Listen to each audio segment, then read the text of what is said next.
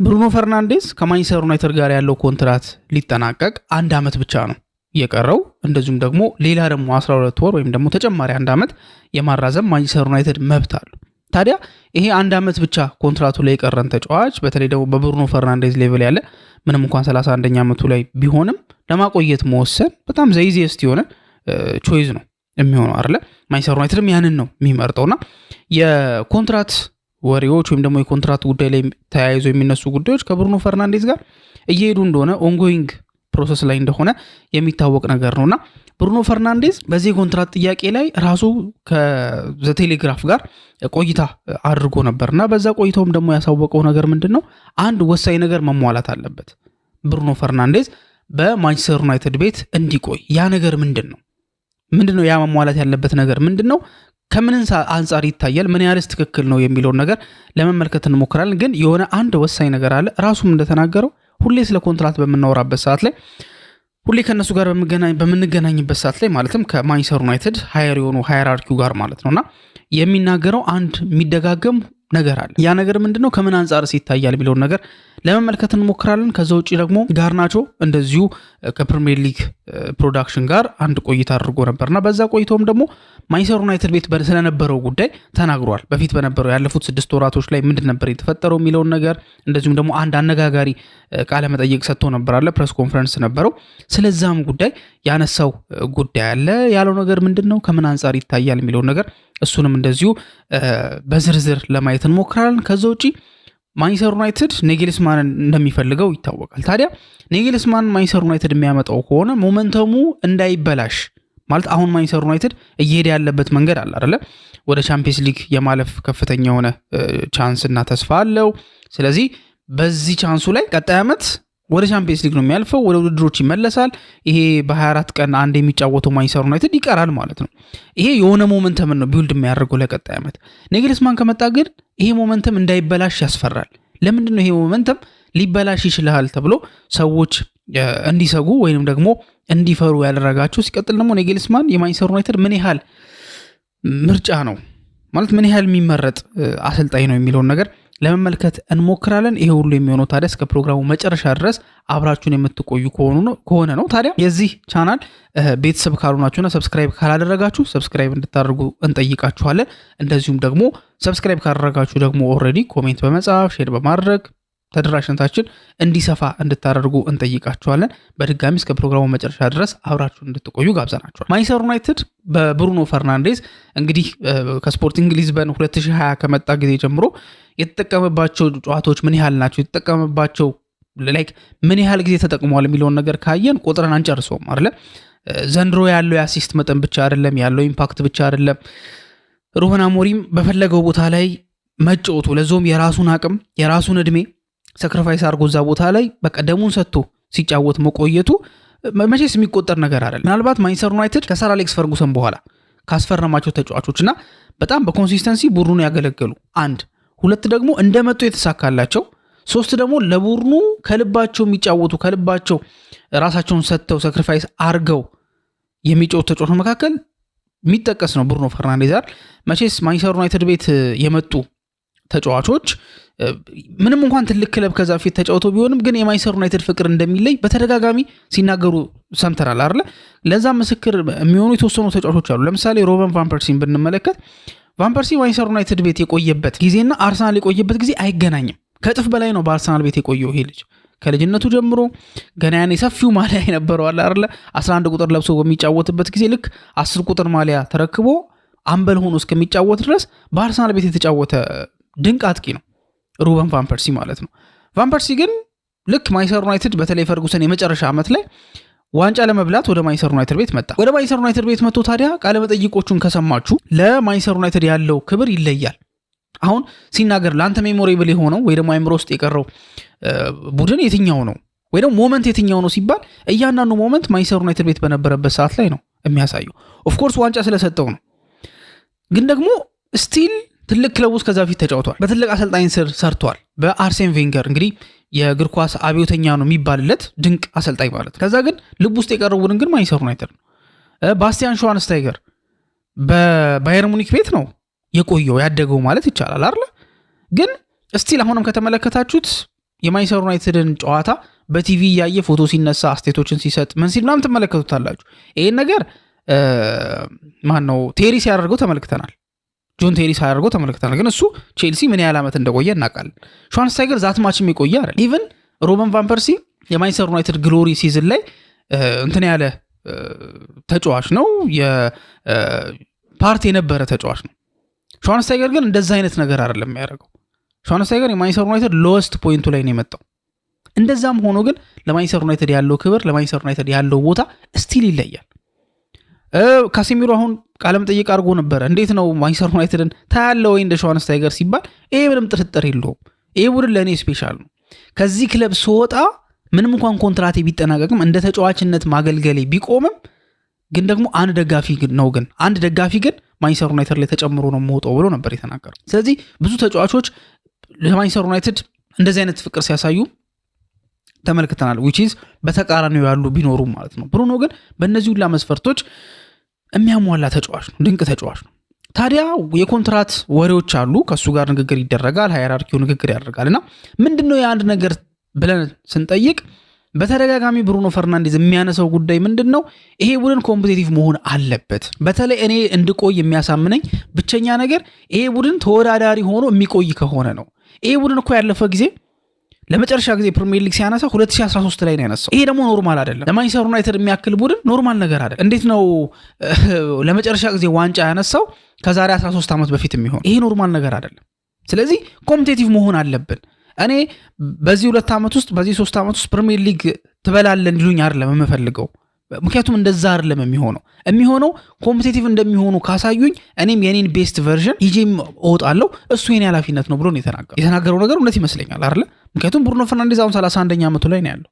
በእርግጠኝነት ይሄ ልጅ በዚህ ልፋቱ፣ በዚህ አቅሙ፣ በዚህ ክሬቲቪቲ ችሎታው፣ በዚህ ሁልጊዜ ፊት የመሆን ብቃቱ ማንቸስተር ሲቲ ቤት ቢሆን ሪያል ማድሪድ ቤት ቢሆን ብዙ ስኬቶችን ማሳካት ይችል ነበር። ፒኤስጂ ደግሞ አሁን የዘመኑ ደግሞ በጣም ሰክሰስፉል ቲም ደግሞ ፒኤስጂ ነው አይደል? ፒኤስጂ ቢሆን ባየር ሙኒክ ቢሆን ልክ እንደተፈለገው ሁሉ ሌሎች ነገሮችን ነበር የሚያገኝ።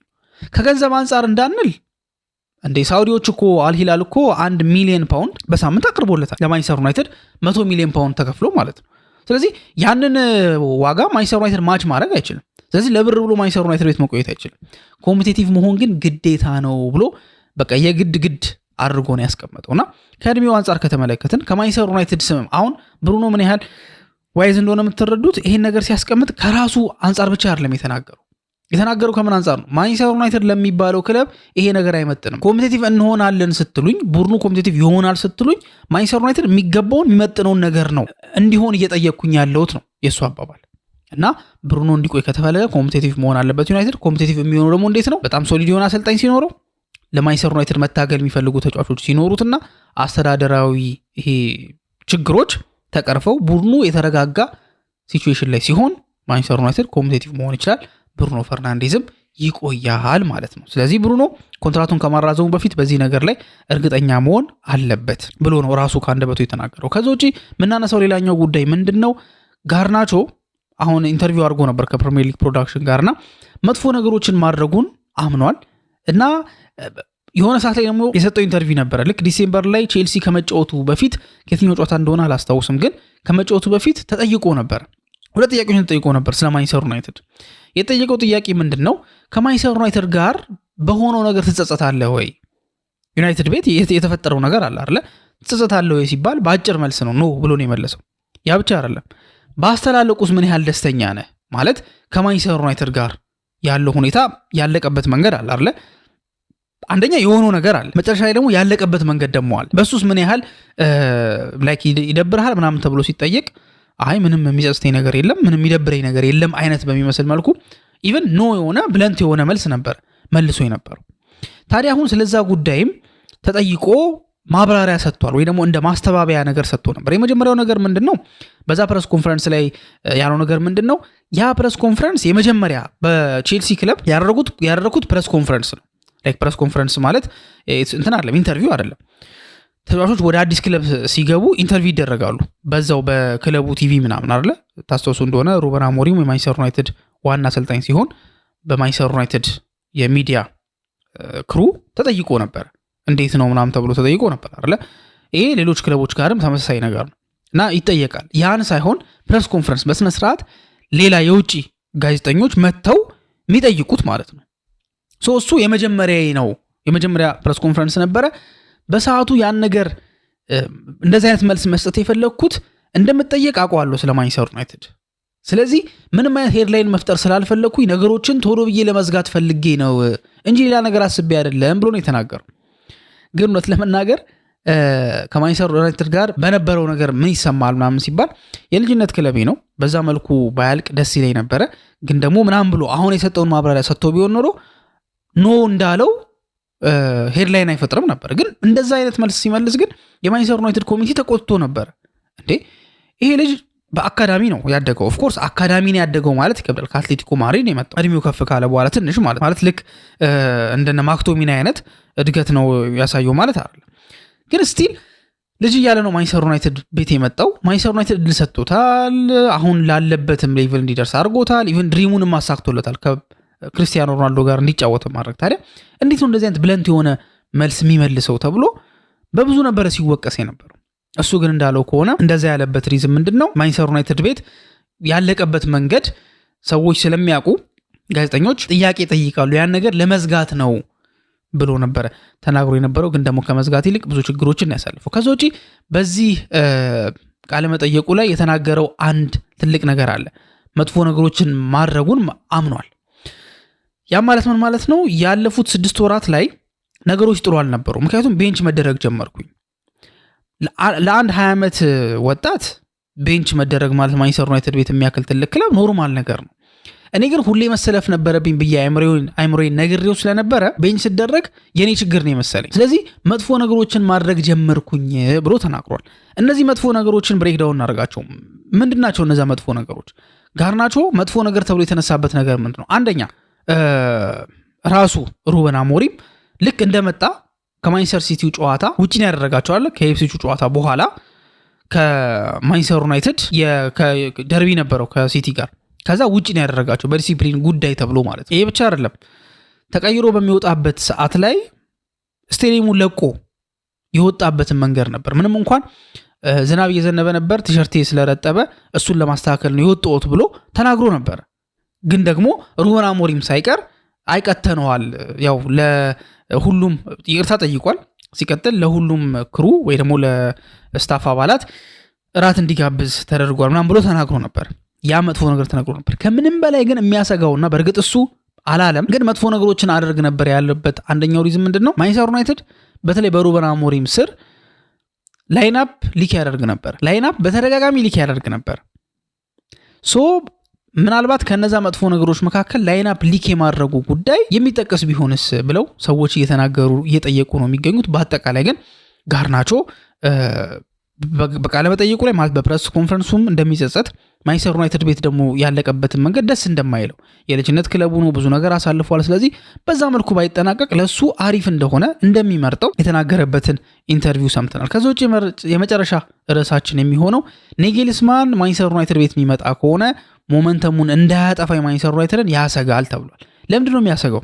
ጥሩ አሰልጣኝ ነው አይደለ? ከዛ በፊት ግን ስለ ናግልስማን ጉዳይ የቀድሞ የኤቨርተን ሲኢኦ የነበረውና አሁን ደግሞ ይሄ የፉትቦል ኮንሰልተንሲ ለኤሊት ለሆኑ ፉትቦል ክለቦች የፉትቦል ኮንሰልተንሲ የሚያከናውነው ኬዝ ዋይነስ የሚባል ሰው አለ እና እሱ ስለ ናግልስማን ማንቸስተር ዩናይትድ ምን ያህል ይፈልገዋል የሚለውን ነገር ተናግሮ ነበር። የተናገረው ነገር ምንድነው መሰላችሁ? በዚህ ሰዓት ላይ ማንቸስተር ዩናይትድ ሉዊስ ኤንሪኬን ይፈልገዋል፣ በጣም ይፈልገው አሰልጣኝ ነው። ግን የሉዊስ ኤንሪኬ ሞስት በቃ ፖሲቢሊቲው ከፒኤስጂ ጋር ውሉን ያራዝማል ነው። እንደሚያራዝም ብዙ ጥርጥር ያለ አይመስልም። ያራዝማል ነው የሚባለው፣ ግን ፎር ዘ ፊውቸር ግን ያስቡታል በጣም አድናቂው ስለሆኑ። ከዛ ውጭ ግን እንደሚባለው ብዙ አሰልጣኞች አይደሉም ካንዲዴት የሆኑት። ለምሳሌ ፖቼቲኖ እየተባለ ነው፣ አንዶኒ ራኦላ፣ ማርኮ ሲልቫ አለ፣ ኦሊቨር ግላስነር የኮንትራት ዘመናቸው በዚህ ዓመት የሚያበቃው። ምናልባት ኬዝ ዋይነስ እንደሚለው ከሆነ እነዚህ ሁላ ካንዲዴቶች ሪል ካንዲዴቶች አይደሉም። ማንቸስተር ዩናይትድ ምንድነው አቅጣጫ ሺፍት ለማድረግ የሚጠቀምበት ስትራቴጂ ነው እንጂ እነዚህ ሁሉ አሰልጣኞች ማንቸስተር ዩናይትድ ኮንሲደር እያደረገ አይደለም። አብዛኞቹን ካሪክ አውት ፐርፎርም አድርጓቸዋል። ስለዚህ ማንቸስተር ዩናይትድ አሁን ያለበት ጠንካራ ስታንስ ምንድነው? ወይ ካሪክ ወይ ናግልስማን ነው። ናግልስማን ካልሆነ ካሪክ ይቀጥላል። እሺ ናግልስማን ከመጣ ምንድነው ችግሩ? ላይክ ለምሮ ሞመንተም የሚባለው ነገር የተነሳው የሚለውን ነገር ለመመለስ ያክል ዓለም ዋንጫ በሚጠናቀቅበት ሰዓት ላይ ማለትም ጁላይ 19 ላይ ማንቸስተር ዩናይትድ ከዛ አንድ ቀን በፊት የመጀመሪያ የፕሪሲዝን ጨዋታውን በሄልሲንኪ ከሬክሳም ጋር ጨዋታውን ያደርጋል። ይሄ ማለት የጀርመን ብሔራዊ ቡድን እስከ ፍጻሜ የሚደርስ ከሆነ ወይ ደግሞ እስከዛ አካባቢ የሚቀርብ ከሆነ ለፍጻሜ እንኳን ባይደርስ አትሊስት ሴሚ ፋይናሊስት ይሆናሉ ተብሎ ይጠበቃል ካላቸው ስኳድ አንጻርና ከአሰልጣኙም ኳሊቲ አንጻር ማለት ነውና እስከዛ ድረስ የሚሄድ ከሆነ ማንቸስተር ዩናይትድ የፕሪሲዝን የመጀመሪያ ጨዋታውን የሚያደርገው ተመልከቱ እንጂ የፕሪሲዝን ዝግጅት አይደለም የሚጀምረው በዛ ከዓለም ዋንጫው በፊት ማለት ነው። ግን ዝግጅት ይሄ ጨዋታ ያደርጋል። ዝግጅቱን ከዛ ቀደም ብሎ ነው የሚጀምረው። ናግልስማን ያን ነገር አጠናቆ የሚመጣ ከሆነ ዝግጅቱ ብቻ ሳይሆን የማንቸስተር ዩናይትድ የመጀመሪያ ፕሪሲዝን ጨዋታም ያልፈዋል። ፕሪሲዝን ከሌለ ደግሞ ክለቦች ምን ያህል እንደሚቸገሩ፣ አሰልጣኞች ምን ያህል እንደሚቸገሩ በብዙ ምሳሌ ተመልክተናል። ስለዚህ ለፕሪሲዝን ዝግጅት ስለማይደርስ ሞመንተሙ ሊበላሽ ይችላል። ማንቸስተር ዩናይትድ አሁን የመጣበት ሞመንተም ሊበላሽ ይችላል ተብሎ ተሰግቷል ማለት ነው። ስለዚህ ናግልስማን ጥሩ አሰልጣኝ ነው፣ አሪፍ ካንዲዴት ነው። ማንቸስተር ዩናይትድ መሸከም የሚችል ይመስላል። ልምድ አለው። የጀርመን ብሔራዊ ቡድን ልምድ አለው። ትልቅ ቡድን የባየር ሙኒክ ልምድ አለው።